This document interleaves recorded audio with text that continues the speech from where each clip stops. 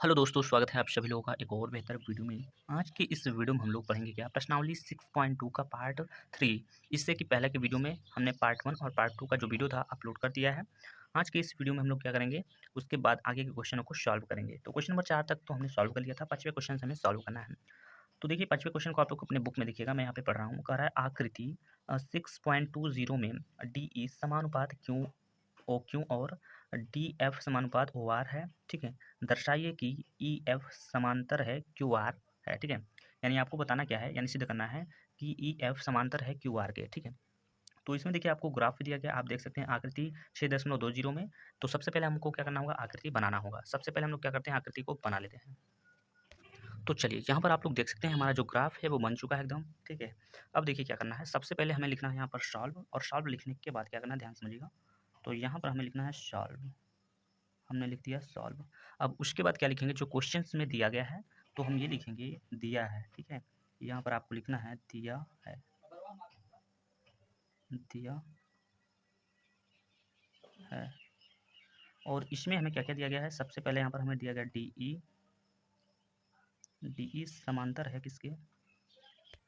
तो चलिए यहाँ पर हमें देखिए दिया गया है डी ई समांतर किसके है, ओ क्यू के समांतर है। यहाँ पर देख सकते हैं कि ये जो डी ई भुजा है वो किसके समांतर है, ओ क्यू के समांतर है, यानी कि एक जैसा ही ये रेखा है, इसी को हम लोग क्या बोलते हैं, समांतर। ठीक है, तो यहाँ पर हम क्या लिखेंगे, ओ और क्यों लिखेंगे। ठीक है, आगे आपका और दिया गया है, क्या दिया गया, तो यहाँ पर लिखते हैं और यहाँ पर देखिएगा डी एफ ये किसके समांतर है, ये समांतर है आपके ओ आर के। ठीक है, तो यहाँ पर ये बात आपको लिखना होगा, क्या लिखना होगा, डी एफ, ठीक है, समांतर है किसके, तो ओ आर के। इतना लिखने के बाद अब आपको सिद्ध क्या करना है उसको हम लिख लेते हैं। ठीक है, यहाँ पर लिख लेते हैं सिद्ध करना है, सिद्ध करना है, सिद्ध करना है। तो क्या सिद्ध करना है, तो इसमें सिद्ध करना है कि जो ई एफ है वो समांतर है क्यू आर के, यानी ई एफ जो यहाँ पर आप लोग ये वाली रेखा देख सकते हैं, ये इसके समांतर है, यही आपको सिद्ध करना होगा। ठीक है, तो चलिए सबसे पहले आपको क्या करना होगा, यहाँ पर हमें दिया गया है डी, ये वाला डी ई समांतर है किसके, ओ क्यू के। तो हम इस पर काम करेंगे सबसे पहले। तो यहाँ पर लिखते हैं चूंकि, यहाँ ये चूंकि का सिंबल है, तो चूंकि हमें जो दिया गया है वो क्या दिया गया है, डी ई समांतर है ओ क्यू के। तो अब देखिए, अब इतना हो जाने के बाद अब हम ये बोल सकते हैं, यहाँ पर हम क्या करेंगे, थेल्स थ्योरम का प्रयोग करेंगे। यानी आप ऐसे लिख सकते हो, अतः अतः प्रमेय अतः प्रमेय 6.1 से, अच्छे से आप लोग समझिएगा और वीडियो को आप लोग पूरा देखिएगा। ठीक, तो अतः प्रमेय 6.1 से जब 6.1 लिखेंगे तब क्या करिएगा, आप लिख सकते हैं पी ई अपान ई क्यू। तो यहाँ पर हम लिखेंगे पी ई, यहाँ पर हम लिखेंगे पी, और ये हो जाएगा ई, अपान का क्या हो जाएगा, ई क्यू हो जाएगा। तो ये हो जाएगा आपका ई और क्यू हो जाएगा, इक्वल टू में क्या लिखिएगा, अब यहाँ पर लिखेंगे हम पी डी हो जाएगा ये। तो यहाँ पर हम लिखेंगे पी डी, अपान क्या हो जाएगा, डी ओ हो जाएगा। तो यहाँ पर क्या लिखिएगा, डी ओ। और इसी तरीके से हम बना देंगे इसको समीकरण नंबर 1। ठीक है, इतना हो जाने के बाद अब आपको थोड़ा सा इसको ऊपर हम बढ़ा लेते हैं, और उसके बाद हम लिखेंगे पुनः। ठीक है, क्या लिखेंगे, पुनः, पुनः। अब पुनः हम क्या लिखेंगे, अब यहाँ पर देख सकते हैं डी ई समानुपात क्यू आर ओ क्यू को, तो हमने यहाँ पर समीकरण नंबर 1 बना लिया इससे। अब हम क्या लिखेंगे, यहाँ पर डी एफ समांतर है किसके, ओ आर के। तो हम यहाँ पर लिखेंगे डी एफ समांतर है किसके, ओ आर के। इतना लिखने के बाद अब देखिए क्या करेंगे, यहाँ पर हो जाएगा आपका पी एफ हो जाएगा, तो पी एफ बटा में क्या हो जाएगा, एफ आर हो जाएगा। यहाँ पर हम लिखेंगे एफ आर, और बराबर में क्या लिखेंगे, ये हो जाएगा पी डी हो जाएगा यहाँ पर। तो पी डी बटे में क्या हो जाएगा, डी ओ हो जाएगा। तो यहाँ पर हम लिखेंगे डी ओ लिखेंगे। अब इसको हम क्या बना सकते हैं, समीकरण नंबर 2 बना सकते हैं। ठीक है, तो देख सकते हैं समीकरण नंबर 1 में भी हमारा पी डी बटा डी ओ है, और समीकरण नंबर 2 में भी क्या है, पी डी बटा डी ओ है। तो इसका मतलब हम ये बोल सकते हैं, क्या क्या बोल सकते हैं, हम ये बोल सकते हैं कि समीकरण नंबर 1 व समीकरण नंबर 2 से, ठीक।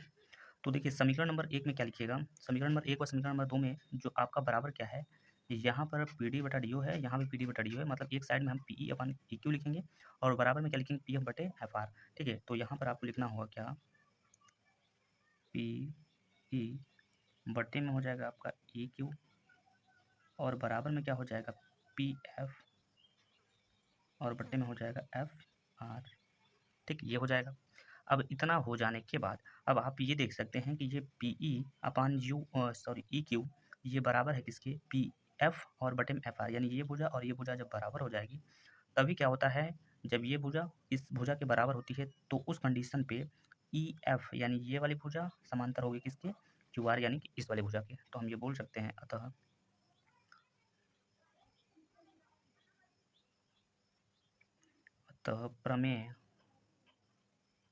प्रमेय 6.2 से, क्योंकि प्रमेय 6.2 में ये बताया गया है कि ये वाली भुजाएं कब समांतर होती हैं। ठीक है, तो आप उसको अच्छे से समझिएगा, मैं उसको अच्छे से समझा दूंगा आपको। तो उस कंडीशन पे क्या हो जाएगा, उस कंडीशन पे आपका हो जाएगा ई एफ समांतर हो जाएगा किसके, क्यू आर। यही हमें सिद्ध करना था और ये हमने प्रूव कर दिया है। आई होप आप सभी को ये अच्छे से समझ में आ गया होगा। तो चलिए चलते हैं नेक्स्ट क्वेश्चन की ओर। तो चलिए यहाँ पर ये देख सकते हैं, ये क्वेश्चन नंबर 6वां का जो है ग्राफ है। क्वेश्चन नंबर 6वां को हम पढ़ लेते हैं। कह रहा है कि आकृति 6.21 में क्रमशः ओ पी, ओ क्यू और ओ आर पर स्थित बिंदु ए बी और सी इस प्रकार हैं कि ए बी समानुपात पी क्यू और ए सी समानुपात पी आर है। दर्शाइए कि बी सी समांतर है क्यू आर के। तो यहाँ पर बी सी जो है ये वाली भुजा है, इसके समांतर है। सेम टू सेम पहले क्वेश्चन जैसा ही पूछा है, बस थोड़ा सा यहाँ पर अलग है। तो सबसे पहले हम लोग क्या लिखेंगे, यहाँ पर लिखेंगे सॉल्व। ठीक है, यहाँ पर लिखेंगे हम लोग सॉल्व और सॉल्व लिखने के बाद जो हमें दिया रहेगा हम उसको लिख लेंगे। तो हमें यहाँ पर दिया गया, क्या क्या दिया गया समझ लेते हैं यहाँ पर। तो लिखिएगा, दिया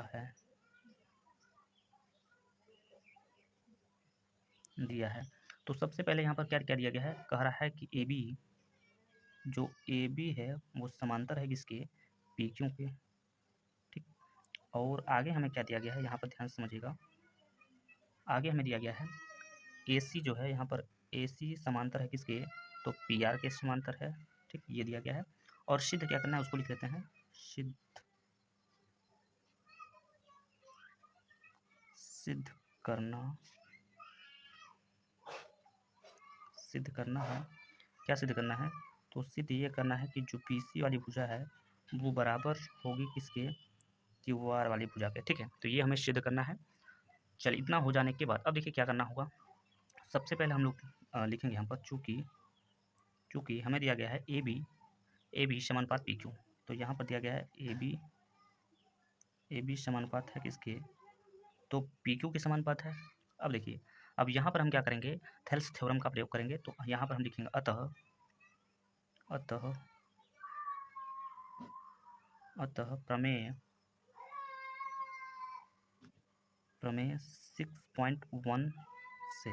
ठीक, तो 6.1 से इतना लिखने के बाद अब आपको क्या करना होगा, सबसे पहले आप ए बी को देखिए। तो यहाँ पर देख सकते हैं ए बी ये है और क्या है, पी क्यू है। तो पी क्यू यानी हम ये बोल सकते हैं हमारा जो त्रिभुज होगा वो कौन सा बनेगा, तो पी ओ क्यू को हम लोग सॉल्व करेंगे। ठीक है, तो सबसे पहले क्या करेंगे हम लोग, ध्यान समझिएगा आप लोग। सबसे पहले यहाँ पर आप लोग लिखोगे, क्या लिखोगे, तो यहाँ पर लिखोगे ओ, यहाँ पर लिखोगे ओ ए। ठीक है, चलिए ध्यान समझिए।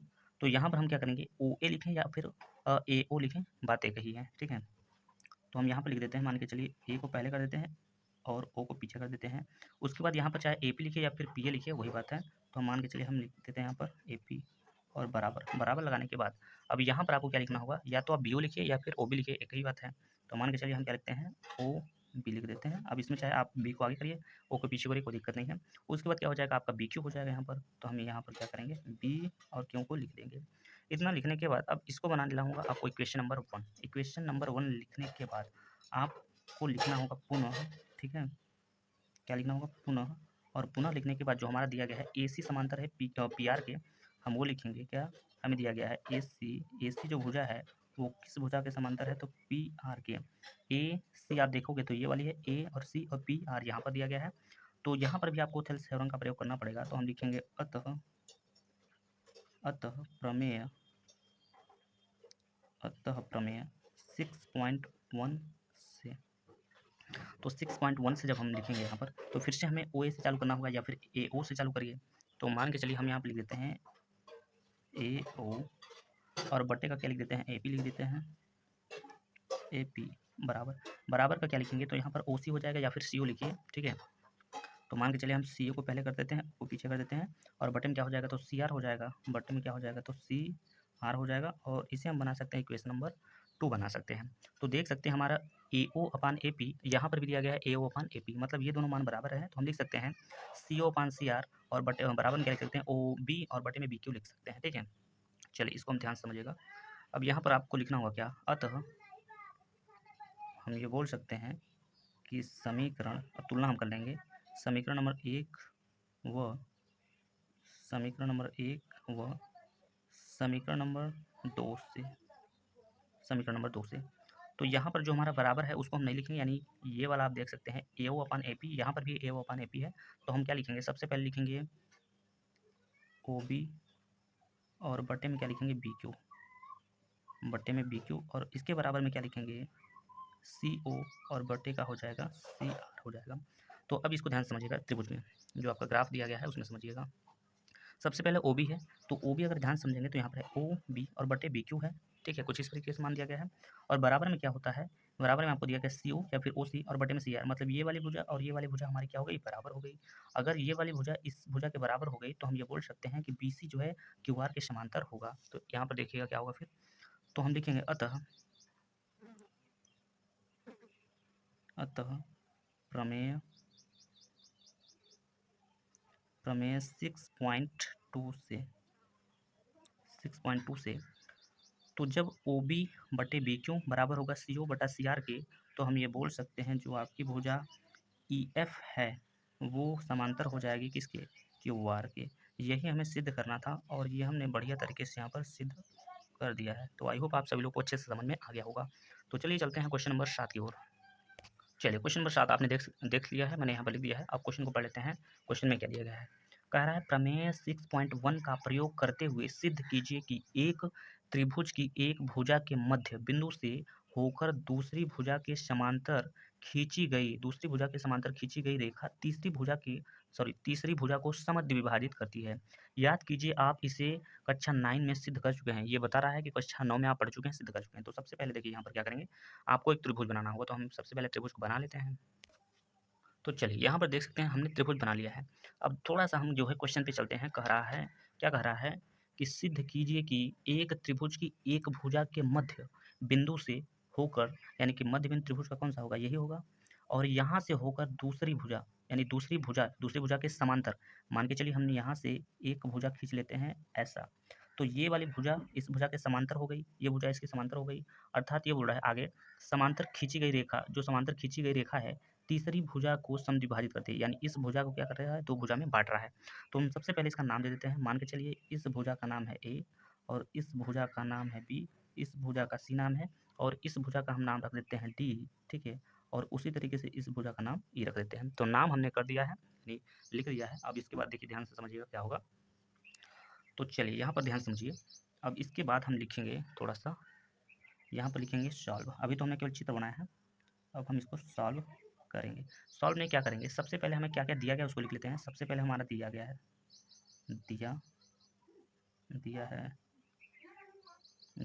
क्या दिया है कि जो डी है ना, ये मध्य बिंदु है किसका, ए बी भुजा का। तो हम ये बोल सकते हैं डी मध्य बिंदु है किसका, तो ए बी का। ठीक, आई होप आप सभी लोग ये बात समझ गए हैं। यानी जी, आप जो बिंदु डी देख रहे हैं, ये मध्य बिंदु है किसका, ए बी का, यानी ए बी का मध्य बिंदु क्या है, तो डी है। अब आगे ध्यान समझिएगा, जब ए बी का मध्य बिंदु डी है, तो इसका मतलब ये दोनों भुजाएं जो होगी आपस में बराबर होगी, ये वाली भुजा और ये भुजा आपस में क्या होगी, बराबर होगी। तो इसका मतलब हम ये बोल सकते हैं कि यहाँ पर हो जाएगा क्या, ए डी, और ये बराबर हो जाएगा डी बी के। ठीक है, किसके बराबर हो जाएगा, डी बी के। ये बात आप लोग अच्छे से समझ पाए होंगे आई होप। ठीक है, तो इतना हो जाने के बाद अब आगे आपको क्या लिखना होगा, कि यहाँ पर जो डी बी है, यानी कि डी ई जो भुजा है, ये समांतर किसके, बी सी के। ठीक है, क्या है, बी सी के समांतर है। तो हम ये लिख देंगे कि डी ई जो भुजा है वो समांतर है किसके, BC के। तो DE जो भुजा है वो समांतर है BC के। आप हिंदी में चाहे तो लिख सकते हैं, ऐसा लिखिएगा DE समांतर, यानी DE BC के समांतर है, ठीक है। इतना लिखने के बाद अब आपको क्या करना होगा, आगे हमसे ये बोला था कि जो पहली भुजा को जब हमने मिलाया यानी BC के समांतर एक रेखा खींचा, तो जहाँ पर ये रेखा यहाँ पर मिल रही है उसको जो है दो समद्विभाजक यानी सम दो भागों में काट रही है। तो हम यहाँ पर लिखेंगे, क्या लिखेंगे,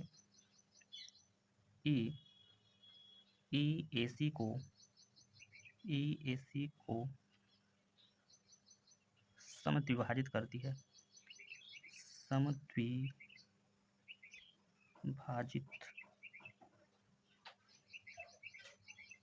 करती है। तो यहाँ पर देख सकते हैं जो भुजा ई है वो AC को दो बराबर भागों में काट रही है, और जब दो बराबर भागों में काटेगी तो इसका मतलब ये हो जाएगा एक भाग मिलेगा आपका वो AE, ठीक है, और बराबर में दूसरा जो भुजा मिलेगा आपको, दो बराबर भाग बोला है ना, तो EC मिलेगा, EC हो जाएगा। तो ये दो बराबर भाग हो गए, ठीक है। अब इसके बाद आपको क्या करना है, यही आपको सिद्ध भी करना है, यही आपको सिद्ध भी करना है, ठीक है।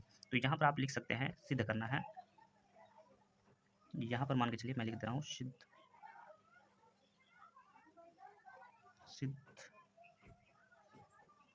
करना है। यही आपको सिद्ध करना है कि E जो है AC को समद्विभाजित करती है, यानी AE बराबर में EC, यही आपको सिद्ध करना है। तो चलिए सबसे पहले क्या करेंगे, ध्यान समझिएगा। हम लिखेंगे चूंकि ये चूंकि का सिंबल है, चूंकि हमें जो दिया गया है, हम जानते हैं कि जो DE भुजा है वो समांतर है किसके, BC के, BC भुजा के समांतर है। जब BC भुजा के DE भुजा जब BC भुजा के समांतर है तो यहाँ पर जो है हमारा एक थ्योरम लगता है। कौन सा थ्योरम लगता है, आप ध्यान समझिएगा। प्रमेय 6.1 से 6.1 यानी प्रमेय इसमें लगेगा। तो यहाँ पर आपका हो जाएगा AD हो जाएगा, फिर ये हो जाएगा आपका AD, और बटे में क्या हो जाएगा, DB हो जाएगा। तो यहाँ पर आपको लिखना होगा DB, और बराबर में क्या लिखना होगा, बराबर में लिखना होगा आपका EC, और बटे में क्या हो जाएगा, ठीक है, सॉरी बराबर में आपको A यहाँ पर आएगा, तो यहाँ पर A बनाइए और इसको E बनाइए, ठीक है। यही अपन क्या हो जाएगा, तो EC हो जाएगा, ठीक, EC हो जाएगा। अब इतना हो जाने के बाद अब यहाँ पर आपको एक बात ध्यान से समझना होगा। मैंने यहाँ पर लिखा है AD बराबर क्या होता है, AD बराबर होता है DB।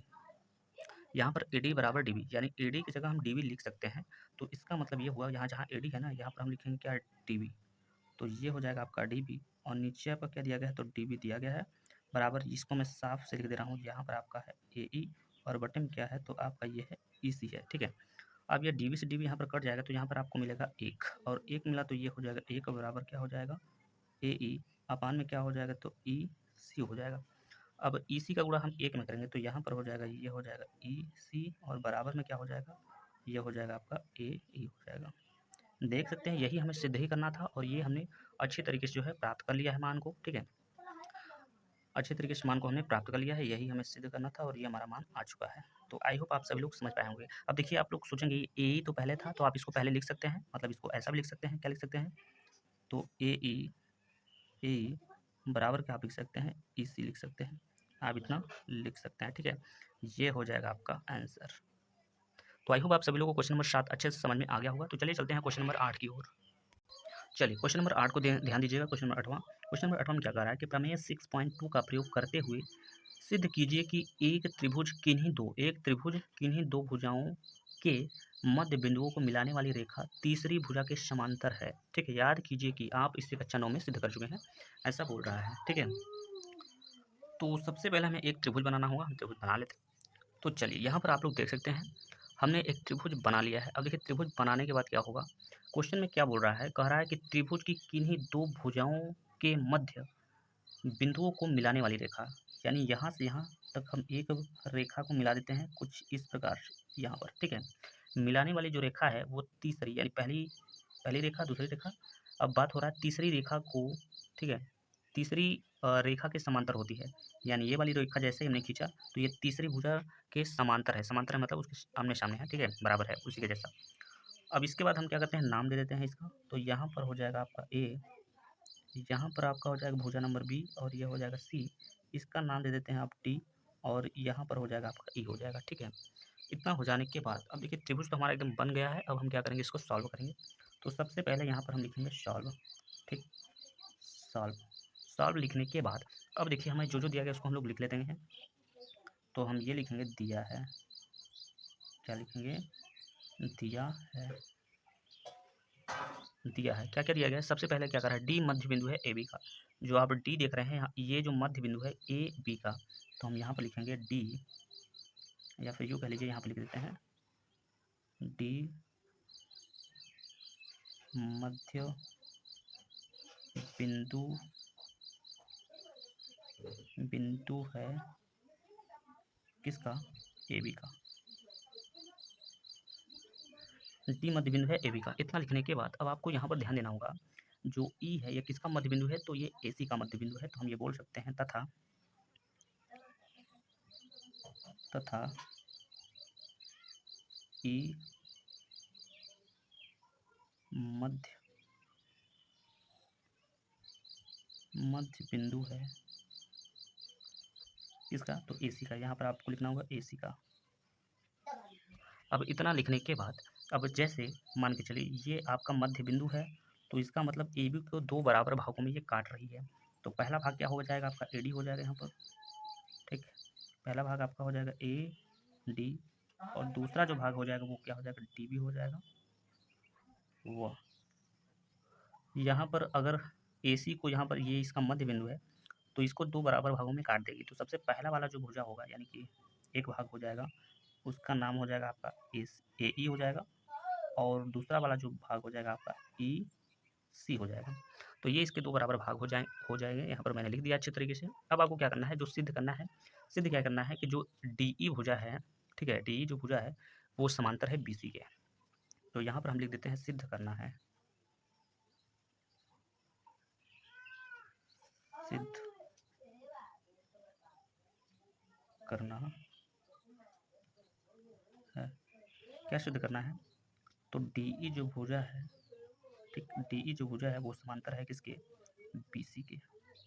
और ये समांतर तभी होगा जब इस भुजा और ये भुजा का मान बराबर हो जाएगा, तब हम ये बोल सकते हैं कि डी ई जो भुजा है वो बी सी के समांतर है। ठीक है, अब आगे ध्यान से समझिएगा। यहाँ पर हमें दिया गया है चूँकि, यहाँ पर हम लिखेंगे चूँकि, चूँकि हम यहाँ पर क्या बोल सकते हैं कि ए डी, अब हमें ये प्रूफ करना है ना कि ये इधर और इधर की वैल्यू जो होती है वो बराबर होता है कि नहीं। तो यहाँ पर सबसे पहले आपको लिखना होगा ए डी, तो ये हो जाएगा आपका ए डी, और बटे में क्या हो जाएगा, तो डी बी हो जाएगा। यहाँ पर मैं लिख देता हूँ डी बी। इतना लिखने के बाद अब आप ध्यान से समझने का प्रयास करेंगे। जब ये डी जो बिंदु है, आप इस डी बिंदु को देख रहे हैं, ये इसका डी बिंदु मध्य बिंदु है। जब मध्य बिंदु है तो ये ए डी और डी बी दो भुजाओं, दो बराबर भागों में कट रही है। तो इसका मतलब ये हुआ, जहाँ ए डी लिखा है ना वहाँ पे हम डी बी भी लिख सकते हैं। तो ए डी को हम न लिखकर हम यहाँ पर लिखेंगे डी बी लिखेंगे, और बटे का आपका दिया गया है डी बी दिया गया है। डी बी यहाँ पर बराबर हो जाएगा, तो ये हो जाएगा आपका एक, और इससे आप दर्शा दीजिएगा, बस इतना छोड़ दीजिएगा। तो इसके बाद क्या करेंगे, हम दूसरे साइड का मान निकालेंगे, यानी ए ही हो जाएगा यहाँ पर ए, और बटे में क्या हो जाएगा, ई सी हो जाएगा। तो यहाँ पर लिख देते हैं एस ई सी बराबर। अब ए ई की जगह हम क्या लिखेंगे, ए ई की जगह हम ई सी लिख देंगे। तो यहाँ पर हो जाएगा ई सी, बटे में क्या हो जाएगा आपका ई सी दिया गया है, तो इसी को इसी लिखे हो, और इसको जब कटा दीजिएगा आप लोग तो ये हो जाएगा आपका एक। तो देख सकते हैं हमारा इधर भी एक आया और इधर भी आया। जब दोनों साइड आपका मान जो है बराबर आता है, तो अतः हम ये बोल सकते हैं प्रमेय 6.2 से ये डी ई समांतर होगा बी सी के। आगे हम क्या लिखेंगे, ध्यान समझिएगा। आगे हम क्या लिखेंगे, तो लिखेंगे अतः,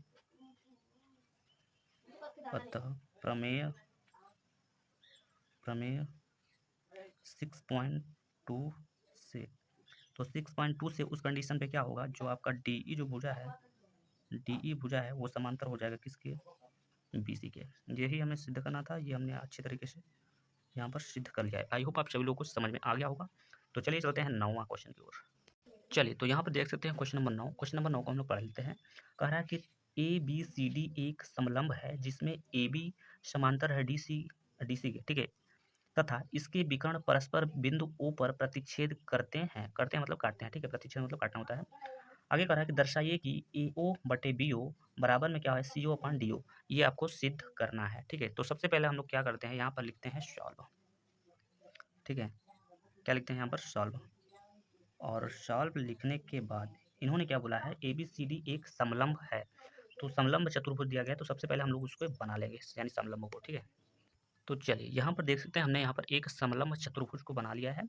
इसका नाम मैंने दे दिया है ABCD, और जहाँ पर दोनों विकर्ण, ये वाले जो तिरछी लाइन देख रहे हैं इसको हम लोग विकर्ण बोलते हैं, और जहाँ पे ये कट रही है ना वहाँ बिंदु O है। ये बात बुक में लिखा हुआ है, ठीक है। अब इसके बाद आपको क्या करना है, जो जो हमें दिया रहेगा हम उसको नोट कर लेंगे। तो क्या लिखेंगे यहाँ पर, दिया है, ठीक है। अच्छे से समझेंगे आप लोग, प्रयास करिएगा। तो हम यहाँ पर क्या क्या लिखा है उसको लिख लेते हैं। लिखा है क्या, दिया है। अब दिया में क्या क्या दिया है उसको लिख लेते हैं। सबसे पहले क्या कह रहा है कि AB जो है वो समांतर है DC के। तो ध्यान समझिएगा, ठीक है। AB जो है वो DC के समांतर है, वो बुक में लिखा हुआ है, आप देख सकते हैं। आप यहाँ भी देख सकते हैं कि जो AB भुजा है वो किसके समांतर है, वो DC के समांतर है। तो हम यहाँ पर लिख लेते हैं AB जो भुजा है वो समांतर है, इसको समांतर का चिन्ह बोलते हैं, और ये है किसके, DC के समांतर है, ठीक। इतना लिखने के बाद अब देखिए आपको क्या सिद्ध करना है उसको लिख लेते हैं। तो यहाँ पर लिख लेते हैं सिद्ध करना है, सिद्ध सिद्ध करना है। क्या सिद्ध करना है, तो यहाँ पर सिद्ध करना है हमें कि जो OA और बटे में क्या हो जाएगा आपका BO, बराबर में क्या हो जाएगा आपका CO, और बटे में हो जाएगा DO। यही आपको सिद्ध करके लेकर आना है, ठीक है। चलिए, इतना हो जाने के बाद अब आपको लिखना होगा रचना। अब हमें थोड़ा सा रचना करना है। रचना का मतलब जो हम खुद से उस पर काम करते हैं, या जैसे ये समलंब है इसमें हम कुछ अलग से कुछ काम करेंगे तो उसमें हम उसको बोलते हैं रचना, ठीक है। तो आपको लिखना होगा यहाँ पर रचना, रचना। अब रचना में क्या लिखना होगा, रचना में हम ये लिखेंगे कि AB, क्या लिखेंगे, AB व CD के समांतर, के समांतर, के समांतर रेखा, रेखा MO खींची, MO खींची, ठीक है। तो यहाँ पर ये बोल रहा है कि जो AB है वो CD के समांतर, AB यहाँ पर है और CD यहाँ पर है, इसके समांतर हमने एक रेखा खींचा जिसका नाम है MO। तो वो यहाँ पर है। अगर हम रेखा को कुछ इस तरीके से खींचें और यहाँ पर हम लिख दें M, तो ये हो जाएगी हमारी MO रेखा, और जो कि किसके जैसा है, AB के समांतर है और यहाँ पर DC के समांतर है। तो आई होप आप सभी को ये बात समझ में आ गया होगा। और जब इतना बात समझ में आ गया तो हम यहाँ पर नीचे लिखेंगे। अतः हम ये लिखेंगे, क्या लिखेंगे भाई, तो त्रिभुज ACD में, अब यहाँ पर हमें ACD में क्या मिल रहा है कि MO जो है वो समांतर है किसके, CD के, ठीक। ध्यान समझिएगा, ACD, तो A यहाँ पर है, C यहाँ पर है, D है, यानी ये वाले त्रिभुज की बात हो रही है। और यहाँ पर क्या है, MO जो है वो किसके समांतर है, DC के, या CD बोलिए या DC बोलिए, एक ही बात है, ठीक है। तो ये बात यहाँ पर दिया गया है। तो आई होप आप सभी को यहाँ तक कोई दिक्कत नहीं है। और जब हमने ये बात लिखा तो अब हम जो भी काम करेंगे वो ACD त्रिभुज में काम करेंगे, ठीक है। तो यहाँ पर आप देख सकते हैं, इधर से हम चलेंगे तो सबसे पहले हमारा क्या हो जाएगा, ACD लिया है तो सबसे पहले हमारा हो जाएगा AM हो जाएगा यहाँ पर। तो यहाँ पर लिखेंगे हम AM, और बटे में क्या हो जाएगा, MD हो जाएगा, या फिर DM लिखिए, एक ही बात है। तो यहाँ पर हो जाएगा MD। इसके बराबर हम क्या लिखेंगे, ये हो जाएगा आपका AO हो जाएगा, AO, और बट्टे में क्या हो जाएगा, OC या फिर CO कह लीजिए, ठीक। अब CO हम क्यों कर रहे हैं, क्योंकि हमारा हम जो सिद्ध करेंगे उसमें CO दिया गया था। तो इतना हो जाने के बाद अब हम यहाँ पर इसको बना लेते हैं इक्वेशन नंबर 1। इक्वेशन नंबर 1 बनाने के बाद अब हम दूसरे त्रिभुज पे चलेंगे। कौन से त्रिभुज पे चलेंगे, तो त्रिभुज नहीं, वैसे तो ये आपका समलंब है, तो हम यहाँ पर समलंब ही बना, ये त्रिभुज को हमने सॉल्व किया ना, इसलिए हमने त्रिभुज को लिखा है, ठीक। तो अब लिखेंगे त्रिभुज, त्रिभुज DAB में, DAB में ये एक साथ है, DAB में जो त्रिभुज DAB में जो MO है वो किसके समांतर है, तो वो है AB के समांतर। आप यहाँ पर देख सकते हैं त्रिभुज DAB में, अगर आप ध्यान से देखोगे तो ये वाला आपका पार्ट जो है खत्म हो जाएगा DAB में। तो जो MO है ना ये AB के समांतर हो जाएगा, जो कि हमने यहाँ पर लिख दिया है। अगर ये MO के समांतर होगा तो हम यहाँ पर हमारा जो मान होगा वो क्या हो जाएगा, DM हो जाएगा। यहाँ पर ध्यान समझिएगा, यहाँ पर क्या हो जाएगा, फिर हम लिखेंगे DM हो जाएगा ये, तो हम DM को यहाँ लिख देते हैं, DM एम, या फिर एम डी भी बोल सकते हैं, कोई दिक्कत नहीं है। और बटे में क्या हो जाएगा, एम ए हो जाएगा, ठीक है। बटे में क्या हो जाएगा, एम ए हो जाएगा। तो हम एम और ए लिख देते हैं। बराबर में क्या हो जाएगा आपका, यहाँ पर डी ओ हो जाएगा, और डी ओ बटा कितना हो जाएगा, ओ बी या फिर बी ओ बोल सकते हैं। तो बराबर में हो जाएगा आपका डी ओ, और बटे में क्या हो जाएगा, तो बी ओ हो जाएगा, ठीक है। कुछ इस तरीके से हो जाएगा। अब हम इसको थोड़ा सा आगे बढ़ा लेते हैं।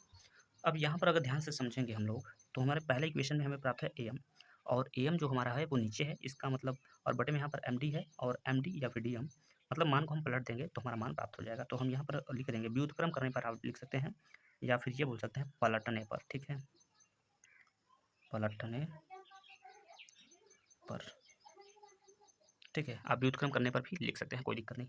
तो जैसे ही पलटेंगे तो ये आपका हो जाएगा आपका ए एम, मान के चलिए मैं इसको सही से लिख रहा हूँ, तो ये हो जाएगा ए एम, और बट्टे क्या हो जाएगा, एम डी हो जाएगा, एम डी, और बटे यहाँ पर क्या हो जाएगा आपका, ये मान ऊपर जाएगा तो बी हो जाएगा, और बटे में क्या हो जाएगा, तो ये हो जाएगा आपका डी हो जाएगा।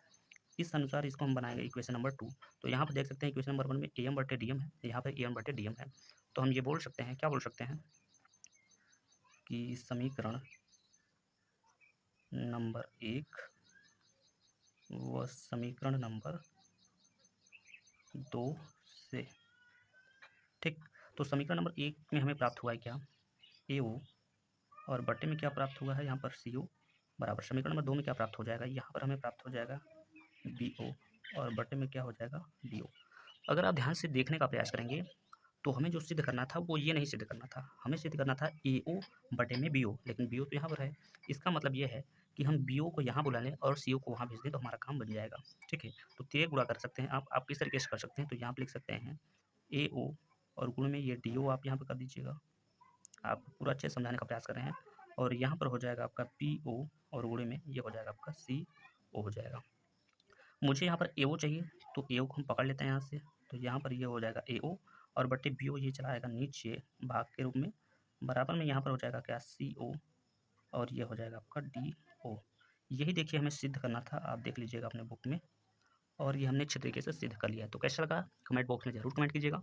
अब इस प्रश्नावली का लास्ट क्वेश्चन, क्वेश्चन नंबर 10 को देख लेते हैं। बिल्कुल ऐसा ही है, बस थोड़ा सा यहाँ पर अलग है, ठीक है।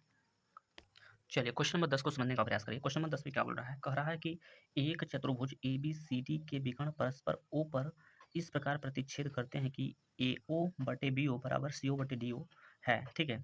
दर्शाइए कि ए बी सी डी एक समलंब है। तो समलंब की बात कर रहा है, तो सबसे पहले आपको बनाना होगा एक समलंब चतुर्भुज, ठीक है। तो चलिए यहाँ पर हमने देखिए, यहाँ पर समलंब का जो है चतुर्भुज बना लिया है बढ़िया तरीके से। अब यहाँ पर इतना करने के बाद आपको लिखना है, क्या लिखना है, सॉल्व। यहाँ पर हम लिख देते हैं सॉल्व, या आप हल भी लिख सकते हैं, कोई दिक्कत नहीं है। अब जो जो हमें दिया गया उसको हम लोग यहाँ पर लिख लेते हैं, ठीक है। तो यहाँ पर हमें जो वैल्यू दिया रहेगा उसको हम लोग क्या करेंगे, लिख लेंगे भाई, ठीक है। क्या करेंगे, लिख लेंगे, ठीक। चलिए क्वेश्चन को ध्यान दीजिएगा। अब देखिए यहाँ पर इतना हो जाने के बाद जो हमें दिया गया है उसको हम लोग लिख लेंगे। यहाँ पर लिखते हैं दिया है, दिया है। तो हमें क्या दिया था, ध्यान से समझने का प्रयास करिएगा। यहाँ पर हमें दिया गया है ए ओ, और बटे में क्या दिया गया था यहाँ पर बी ओ, और बराबर में क्या दिया गया था, हमें सी ओ दिया गया था, और बटे में क्या दिया गया था, डी ओ। तो सबसे पहले हम लोग क्या कर लेते हैं, इसको थोड़ा सा इसको बना लेते हैं अच्छे से। बनाने का मतलब क्या बनाएंगे, हम ध्यान समझिएगा। हम यहाँ पर डी ओ को यहाँ पर करेंगे और ए ओ को यहाँ इसकी जगह लाएंगे। तो यहाँ पर डी ओ का जब बुरा ऐसे करेंगे, ये डी ओ हो जाएगा यहाँ पर तिरछा, अगर आप बुरा करते हो तो यहाँ पर आपका हो जाएगा डी ओ, और बटे में हो जाएगा आपका क्या, बी ओ हो जाएगा। बराबर में ये हो जाएगा आपका सी ओ को सी ओ ही रहना दीजिए, और जो ओ ए है ना, सॉरी ए ओ है, इसको लाइए नीचे। इसको आप बनाइए इक्वेशन नंबर 1। अभी हमने इसको ऐसा क्यों किया, आगे आपको समझ में आ जाएगा। अब हमें क्या करना है, इसको सिद्ध करना है। क्या सिद्ध करना है उसको ध्यान समझिएगा। तो हमें सिद्ध करना है, सिद्ध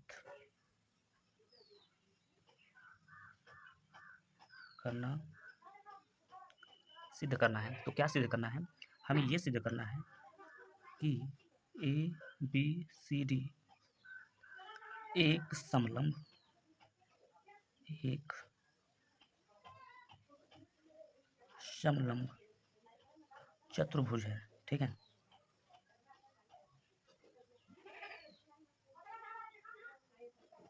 समलंब चतुर्भुज है, ये आपको सिद्ध करना है। और क्या यहाँ पर सिद्ध करना है, क्या कि जो ए बी है, जो ए बी है वो समांतर है किसके, डी सी के। यही सिद्ध करना, क्योंकि हमें पता नहीं कि ए बी जो है वो समांतर है डी सी के, ये हमें सिद्ध करके बताना है, ठीक है। चलिए इतना हो जाने के बाद अब देखिए हमें थोड़ा सा करना होगा रचना, जैसे हमने पहले क्वेश्चन में किया था। तो हम यहाँ पे लिखते हैं रचना, क्योंकि अभी इसको हम सॉल्व नहीं कर सकते, क्योंकि हमें पता नहीं है कि ए बी जो है समांतर है डी सी के। तो हम क्या करेंगे, यहाँ पे लिखेंगे रचना। रचना रचना करने के बाद अब देखिए आपको इसमें लिखना क्या है, आपको लिखना है क्या, सबसे पहले हम क्या कर लेते हैं, यहाँ पर एक हम यहाँ से यहाँ तक एक भुजा खींच लेते हैं और इसका नाम क्या देते हैं, इसका नाम हम देते हैं क्या, एम। ये हो जाएगा आपका एम भुजा, ठीक है। क्या हो जाएगा आपका, एम हो जाएगा। तो अब ध्यान से आप लोग समझने का प्रयास करिएगा, ठीक। अब इतना हो जाने के बाद अब आपको लिखना क्या होगा, हम यहाँ पर एक जो है रेखा या फिर भुजा खींच लिए हैं, तो हम लिखेंगे क्या, भुजा, भुजा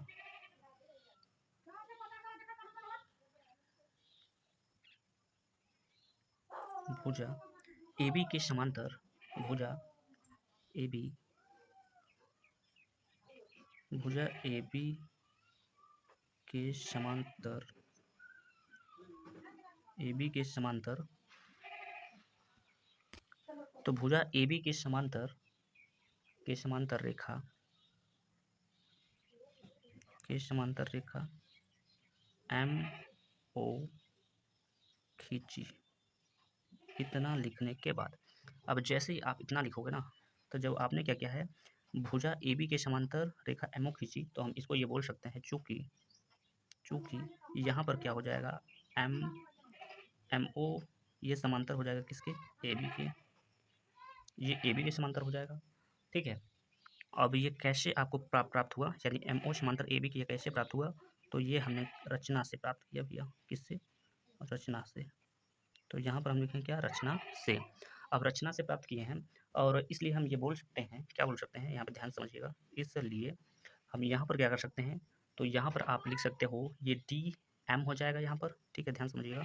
तो यहाँ पर ये हो जाएगा डी एम हो जाएगा, और बटे का क्या हो जाएगा, डी एम बटे क्या हो जाएगा, तो एम डी या फिर ए एम बोल दीजिए। तो मान के चलिए हम लिख देते हैं ए एम, और बराबर में क्या हो जाएगा, ध्यान समझिएगा, बराबर में आपका हो जाएगा, ये हो जाएगा डी यू हो जाएगा, और ओ भी हो जाएगा, या फिर बी ओ कर लीजिए। तो यहाँ पर ये हो जाएगा, सॉरी, डी ओ, और बटे का क्या हो जाएगा आपका, बी ओ हो जाएगा। इतना हो जाने के बाद इसको हम नाम दे सकते हैं समीकरण नंबर 2 का, ठीक है। अब समीकरण नंबर 1 और समीकरण नंबर 2 में अगर ध्यान से आप देखोगे, तो डी ओ बटा बी ओ है, यहाँ भी डी ओ बटा बी ओ है, तो हमारा बराबर क्या हो जाएगा, डी एम हो जाएगा, डी एम बटे ए एम, और बराबर में हो जाएगा सी ओ बटे ये हो जाएगा, ठीक है।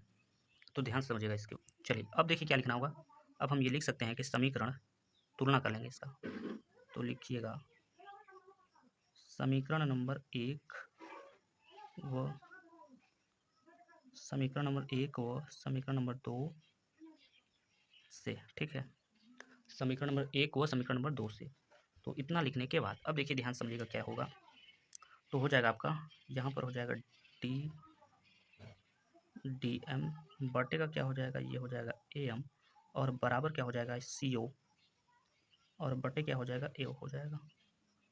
अब यहाँ पर ध्यान से आप समझने का प्रयास करोगे, तो डी एम जो है, यहाँ पर जो डी एम है और बटे ए एम है, ये किसके बराबर है, तो ये है आपके सी ओ, सी, या फिर ऐसा बोल सकते हैं सी ओ, और ये ए ओ, या फिर इसके, यानी ये भुजा इस भुजा के बराबर होती है। जब ये वाली भुजा इस भुजा के बराबर हो जाएगी, तो हम ये बोल सकते हैं कि, क्या बोल सकते हैं, जो आपका यहाँ पर हम ये बोल सकते हैं कि जो आपका एम ओ जो भुजा है ना, वो ए बी भुजा के समांतर होगी, ये हम बोल सकते हैं, ठीक है। तो इसके बाद आपको लिखना क्या है, ध्यान समझिएगा, इसके बाद आपको क्या लिखना है, तो अतः प्रमेय 6.1 से, प्रमेय 6.1 में आपने समझा अच्छे तरीके से, जब एक भुजा दूसरी भुजा के बराबर होती है, तो हम ये बोल सकते हैं आपका जो एम ओ जो भुजा है, एम ओ जो भुजा है वो समांतर हो जाएगा किसके, तो डी सी के, डी सी भुजा के समांतर हो जाएगा। और इसको आप चाहे तो बना सकते हैं समीकरण नंबर 3, या फिर ऐसे ही रहने दीजिए, ठीक है, इसमें कोई दिक्कत नहीं है। यहाँ पर इसको हम बना देते हैं, मान के चलिए समीकरण नंबर 3, ठीक। अब इतना हो जाने के बाद अब ये हम बोल सकते हैं, क्या बोल सकते हैं भाई, कि जो, चलिए, तो इतना हो जाने के बाद अब आपको क्या लिखना होगा, ध्यान से समझिएगा, हम ये लिखेंगे, क्या लिखेंगे, कि जो हमारा एम ओ भुजा है, ठीक है, हम यहाँ पर लिखेंगे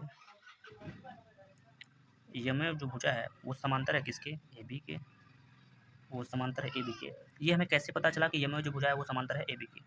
तो हमने आपको क्या बताया था, ये आपको रचना से प्राप्त हुआ है। कैसे? रचना से प्राप्त हुआ है। ठीक है, आगे हमने प्राप्त किया, आगे हमने क्या प्राप्त किया कि जो आपका यमो भुजा है वो समांतर है डी सी के या सी डी के कह लीजिए। ठीक है, यम ओ ये समांतर है किसके, तो डी सी के। और ये हमें कैसे पता चला, तो ये पता चला हमारा समीकरण नंबर 3 से, समीकरण नंबर 3 से। ठीक, तो जब हमें ये पता चल गया है कि एमओ समांतर ए बी और एमओ समांतर डी सी, जब ये हमें पता चल, अब इसको मैं आपको चित्र में समझा देता हूँ।